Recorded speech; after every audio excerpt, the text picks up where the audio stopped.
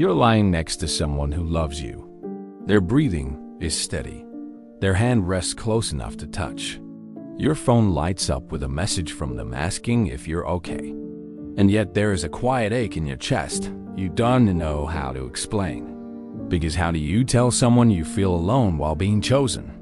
This is not the kind of loneliness that comes from abandonment. It comes from adaptation.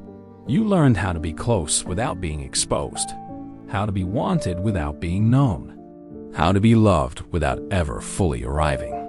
And here's the paradox you live inside of. The very behaviors that once kept you connected are now the reason you feel invisible. You listen deeply.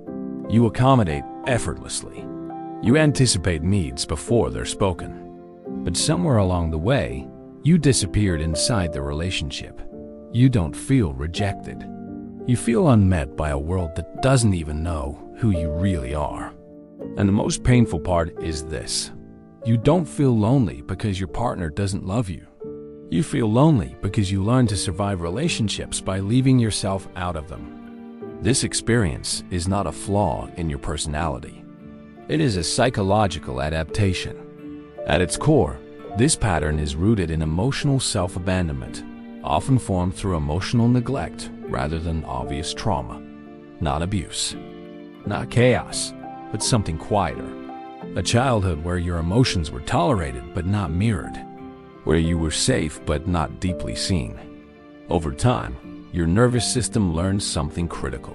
Connection is maintained by minimizing your emotional footprint, so you adapted.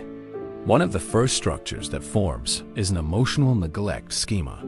When caregivers meet physical needs but miss emotional attunement, the child internalizes a belief that their inner world is unnecessary. As an adult, this shows up as difficulty expressing needs, feeling unseen even when supported, and a chronic sense of emotional loneliness inside close bonds. Another layer forms through attachment. Many people who feel lonely in relationships carry an avoidant, anxious attachment pattern. You crave intimacy, but fear emotional exposure. So you give deeply, then subtly withhold. You long for closeness, then feel suffocated by it. You don't pull away physically. You pull away internally. At the neurological level, hypervigilance takes over. Your brain learns to scan relationships for safety. You track tone, facial expressions, shifts in mood.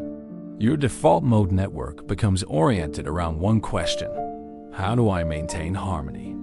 Not how do I remain authentic? This keeps you connected, but never relaxed. And the cost is invisible, but enormous.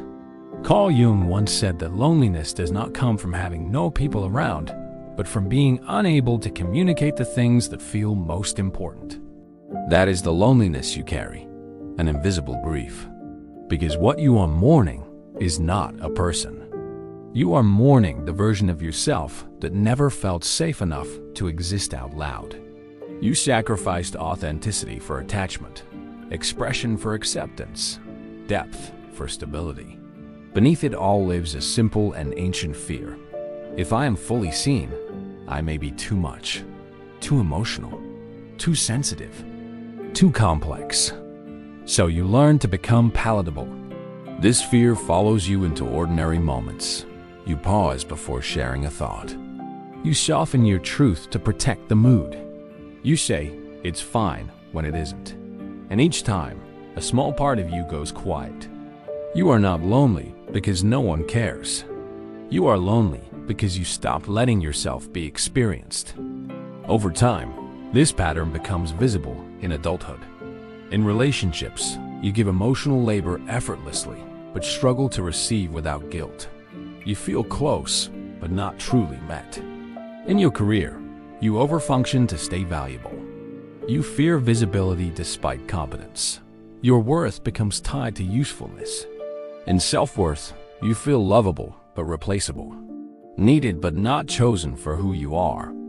With boundaries, you sense discomfort but override it. You explain instead of assert. You prioritize peace over truth. Emotionally, you intellectualize feelings. You stay calm while disconnected. You collapse in private. Internally, your identity fragments. You know who others need you to be, but struggle to define what you need. You feel different versions of yourself in different rooms. These are not personality traits.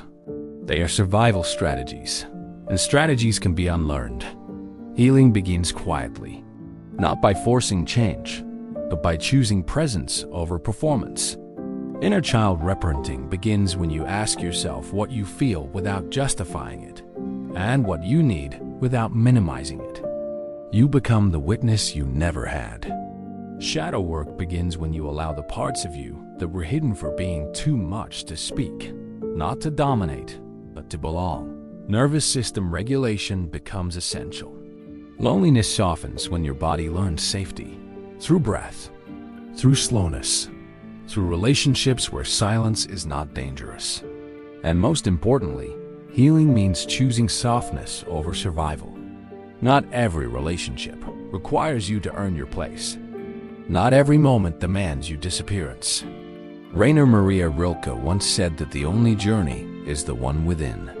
This journey is not about becoming someone new. It is about returning. The goal was never to be fixed. The goal was always to become whole. If this felt like it describes something you've never been able to name, share it with someone who feels lonely in quiet ways. And if you want to continue exploring the hidden psychology beneath human connection, stay here. You are not broken. You were adaptive. And now, you are allowed to be real.